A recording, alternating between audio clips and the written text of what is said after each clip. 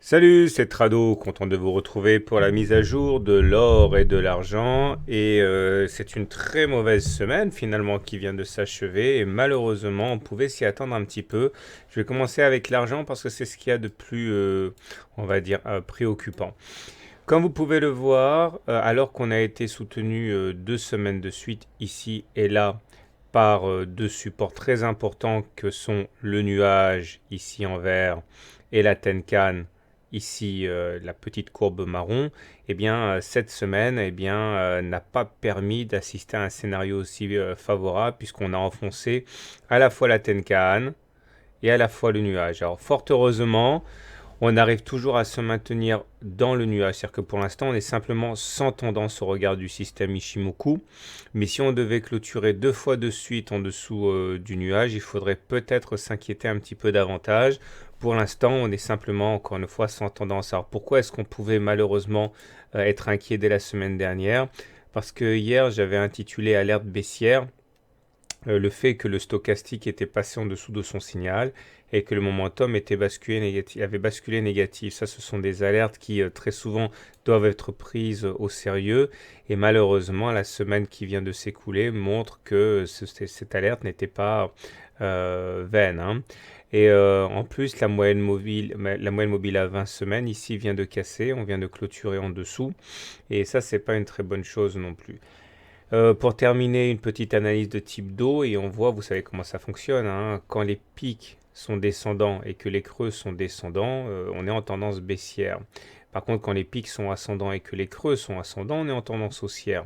Alors on était toujours en tendance haussière au regard de la théorie de dos et on l'est toujours actuellement maintenant, mais il faut faire attention parce que regardez, si effectivement on devait casser le niveau des 456 euros le kilo ici, eh bien on se retrouverait dans une situation de pic descendant et de creux descendant, ce qui mettrait sans doute l'argent dans une situation peu enviable à moyen terme. Donc il faut surveiller ça de près. Il faudrait vraiment pas passer en dessous des 457 euros, 456 euros. Ce serait pas bon signe pour la suite. Voilà. Maintenant, si on bascule du côté de l'or, voilà ce que l'on peut dire. Alors la situation n'est pas aussi dramatique, loin s'en faut, puisque vous pouvez voir qu'on est bien au-dessus du nuage. Ok, et là, seule la Tenkan a lâché. Et encore, on dit généralement qu'il faut deux bougies, une bougie d'occasion et une bougie de confirmation. Pour l'instant, ça fait qu'une seule bougie.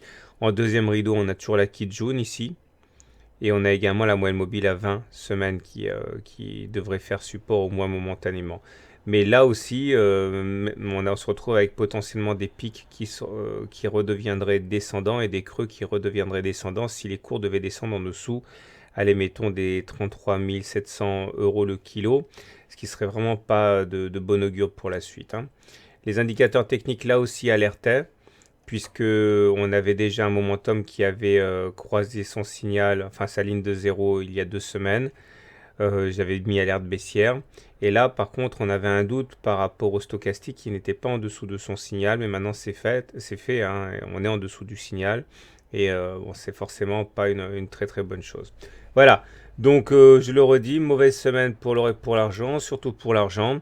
Rien n'est fichu puisqu'on n'est pas encore en tendance baissière, mais il va falloir se ressaisir très très vite sur l'argent. Quant à l'or, on a un peu plus de marge de manœuvre, mais bon, faudrait pas non plus trop tarder à réagir. Je vous souhaite une bonne soirée, je vous souhaite de bons trades.